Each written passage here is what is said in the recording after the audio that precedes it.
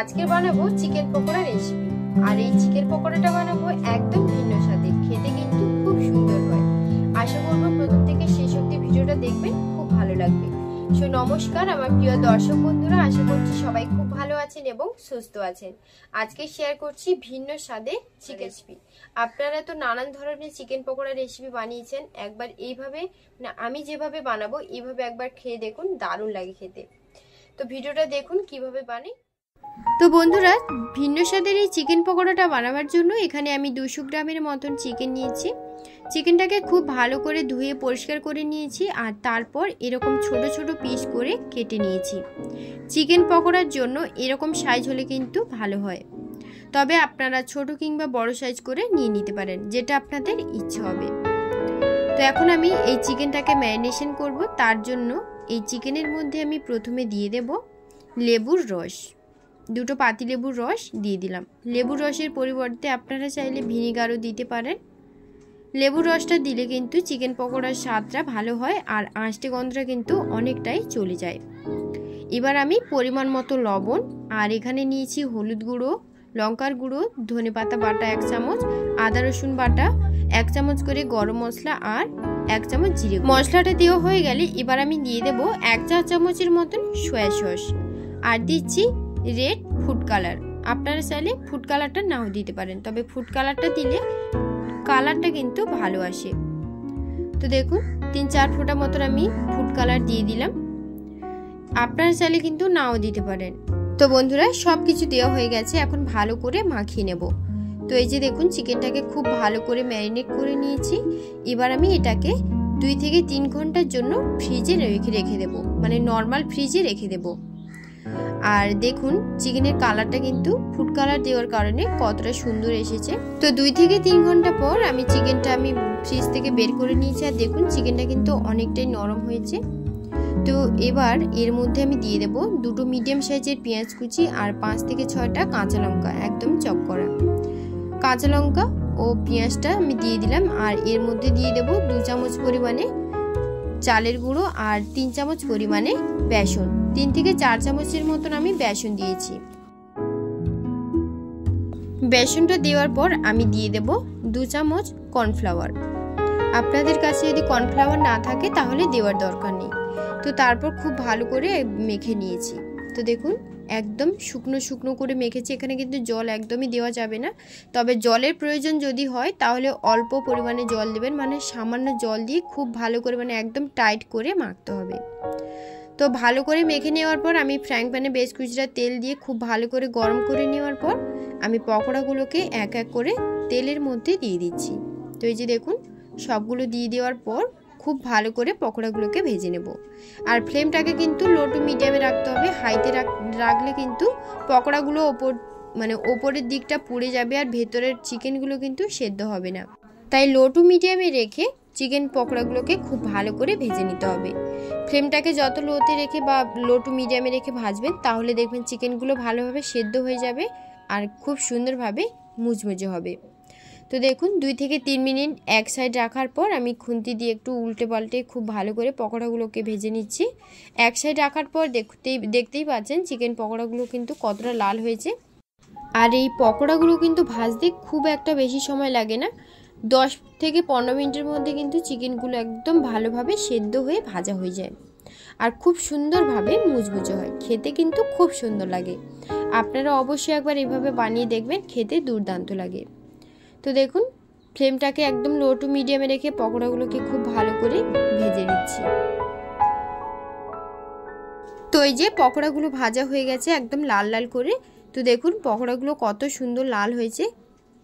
এখন আমি পকোড়াগুলোকে তেল ঝরিয়ে একটা প্লেটের মধ্যে তুলে নেব। তো দেখুন পকোড়াগুলোকে আমি পরপর করে সবগুলো একসাথে তুলে নিচ্ছি। আর বাদবাকি যে পকোড়াগুলো আছে সেগুলোকেও কিন্তু আমি সেম প্রসেসে একইভাবে পরপর করে দিয়ে খুব ভালো করে ভেজে নেব।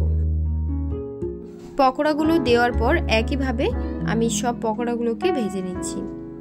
আপনারা অবশ্যই কিন্তু শেষ অবধি ভিডিওটা দেখবেন, আশা করব খুব ভালো লাগবে। তো দেখুন পকোড়াটা খুব ভালো করে ভেজে নিচ্ছি।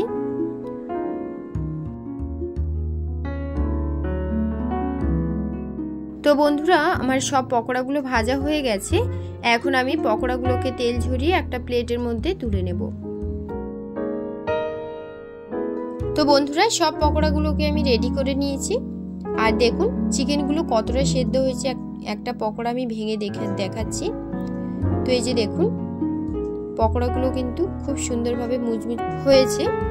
তো দেখুন চিকেনগুলোও কিন্তু খুব ভালো করে সিদ্ধ হয়ে গেছে। এবার ওই প্যানে আমি আরো কিছুটা পরিমাণে তেল দেওয়ার পর তার মধ্যে দিয়ে দেব আদা কুচি আর রসুন কুচি, তারপর কাঁচা লঙ্কা কুচি আর ক্যাপসিকাম দিয়ে দিলাম।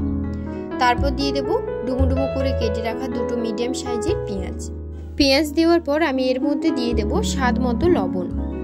লবণের পরিমাণটা কিন্তু অবশ্যই বুঝে দেবেন, যেহেতু চিকেন পকোড়াতে অনেকটাই লবণ আছে, মানে পরিমাণ মতো যেহেতু। তো লবণ দেওয়ার পর সবকিছু একসাথে খুব ভালো করে মিশিয়ে নিচ্ছি। চিকেন পকোড়া তো আপনারা অনেক রকম ভাবে খেয়েছেন, একবার এইভাবে বাড়িতে বানিয়ে দেখবেন, দুর্দান্ত লাগে খেতে। তো দেখুন সবকিছু খুব ভালো করে একটু সময় নিয়ে মিশিয়ে নিচ্ছি আর ক্যাপসিকাম আর পেঁয়াজটাকে একটু ভালো করে ভেজে নিচ্ছি। তো সবকিছু খুব ভালো করে মিশিয়ে ভেজে নেওয়ার পর আমি এর মধ্যে দিয়ে দেব হাফ চামচের মতন হোয়াইট পেপার না থাকলে গোলমরিচের গুঁড়ো দিয়ে দেবেন। এবার দিয়ে দেব সয়া সস 1 চামচ আর টমেটো সস 2 চামচ। ভিন্ন স্বাদের এই চিকেন পকোড়ার জন্য টমেটো সসটা কিন্তু এখানে একটু বেশি দেবেন, তাহলে কিন্তু খেতে ভালো লাগবে। আর ঝালের পরিমাণটাও একটু বেশি হলে খেতে ভালো লাগে। তবে বাচ্চারা যদি খায় তাহলে অবশ্যই ঝালের পরিমাণটা আপনারা বুঝে দেবেন, তবে এটা ঝাল খেতে কিন্তু ভালো লাগে। আর আমি হাফ চামচের মতন একটু চিনিও দিয়ে দিলাম, এতে মিষ্টি মিষ্টি ভাবটা থাকবে, খেতে ভালো লাগবে। সবকিছু দেখুন ভালো করে মিশিয়ে নিচ্ছি। মিশিয়ে নেওয়ার পর আমি এর মধ্যে যেই পকোড়াগুলো ভেজে রেখেছিলাম সেই পকোড়াগুলো দিয়ে দেব। তার আগে আমি এর মধ্যে দিয়ে দিচ্ছি হাফ চামচের মতন গ্রিন চিলি সস। এটা দিলে কিন্তু ঝাল ভাবটা থাকে আর খেতেও ভালো লাগে। তো দেখুন সব কিছু দিয়ে দেওয়ার পর এবার খুব ভালো করে মিশিয়ে নিচ্ছি। আর পেঁয়াজ আর ক্যাপসিকামটা কিন্তু খুব ভালো করে সেদ্ধ হয়ে গেছে, একদম নরম হয়ে গেছে। আর খুব ভালো করে সবজিটা মিশিয়েও নিয়েছি। আর এরপর আমি এর মধ্যে দিয়ে দেব পকোড়াগুলো। তো দেখুন ভেজে রাখা পকোড়াগুলো এবার আমি এর মধ্যে দিয়ে দিচ্ছি। দিয়ে দেওয়ার পর সব কিছু একসাথে খুব ভালো করে মিশিয়ে নিচ্ছি। এখানে কিন্তু আমি জলের ব্যবহার করব না, এইভাবে কিন্তু রান্নাটা করতে হবে আর খেতে কিন্তু খুব ভালো লাগবে। আর এইটা কিন্তু আপনারা অনেকেই ভাবছেন হয়তো এটা মানে যেহেতু এখানে টমেটো সস আছে তার জন্য কিন্তু চিকেন পকোড়াটা কিছুক্ষণ থাকার পর নরম হয়ে যাবে। এটা কিন্তু একদমই সেরকম নয়, এটা খেতে কিন্তু খুব ভালো লাগে আর অনেকক্ষণ কিন্তু মুচমুচে থাকে। আর ঠান্ডা হয়ে গেলেও কিন্তু এটা মুচমুচে থাকবে, তবে বেশিক্ষণ রাখলে কিন্তু নরম হয়ে যেতে পারে। পকোড়াটা দেওয়ার পর 2 থেকে 3 মিনিট একদম লো ফ্লেমে খুব ভালো করে নাড়াচাড়া করে একদম মিশিয়ে নিতে হবে। আর এই রেসিপিটার নাম আমি দিয়েছি ক্যাপসিকাম চিকেন পকোড়া। খেতে কিন্তু খুব সুন্দর হয়, আপনারা এইভাবে একবার বানিয়ে দেখবেন, দুর্দান্ত স্বাদ হয় খেতে। তো বন্ধুরা দেখুন সব কিছু একসাথে মিশিয়ে নেওয়ার পর দেখতে কিন্তু ভীষণ সুন্দর লাগছে, মানে একদম ওই বলা যায় যে ড্রাই চিলি চিকেনের মতো লেগেছে, কিন্তু একদমই সেরমটা নয়। তো দেখুন আর স্বাদে কিন্তু অপূর্ব হয়েছে। তো সব কিছু খুব ভালো করে এইভাবে মিশিয়ে নিচ্ছে। আর মিশিয়ে নেওয়ার পর আমি এই রেসিপিটা কিন্তু আমার একদম রেডি। এবার আমি একটা প্লেটের মধ্যে তুলে নেব। তো এই যে দেখুন আমার কিন্তু একদম রেডি ক্যাপসিকাম চিকেন পকোড়া। এবার আমি একটা প্লেটের মধ্যে তুলে নিচ্ছি। সত্যি কথা বলতে এই রেসিপিটা যারা একবার খেয়েছে একমাত্র তারাই জানে এই রেসিপির স্বাদটা কতটা ভালো আসে। আপনারা তো নানান ধরনের চিকেনের রেসিপি মানে চিকেন পকোড়া রেসিপি নানানভাবে খেয়েছেন, একবার আমার এই রেসিপিটা ফলো করে বাড়িতে একবার বানিয়ে দেখুন, দুর্দান্ত স্বাদ লাগে, মানে খেতে অপূর্ব হয়। তো বন্ধুরা তাহলে তো আপনারা দেখে নিলেন আমি কিভাবে চিকেন পকোড়া রেসিপিটা বানিয়ে আপনাদের দেখালাম। আপনারা এইভাবে একবার বাড়িতে বানিয়ে দেখবেন, খেতে ভীষণ সুন্দর হয়। তো আজকের রেসিপি আপনাদের কাছে কেমন লাগলো আমাকে কিন্তু অবশ্যই কমেন্টে জানাবেন। আর হ্যাঁ, বাড়িতে যদি বানিয়ে থাকেন সেটাও কিন্তু কমেন্টে জানাতে ভুলবেন না। সবাই ভালো থাকবেন, সুস্থ থাকবেন। সবাইকে ধন্যবাদ জানিয়ে আজকের ভিডিওটি এই পর্যন্ত। আবার আসবো আপনাদের পছন্দের কোনো রেসিপি নিয়ে, ততক্ষণ আপনারা খুব ভালো থাকবেন। ধন্যবাদ।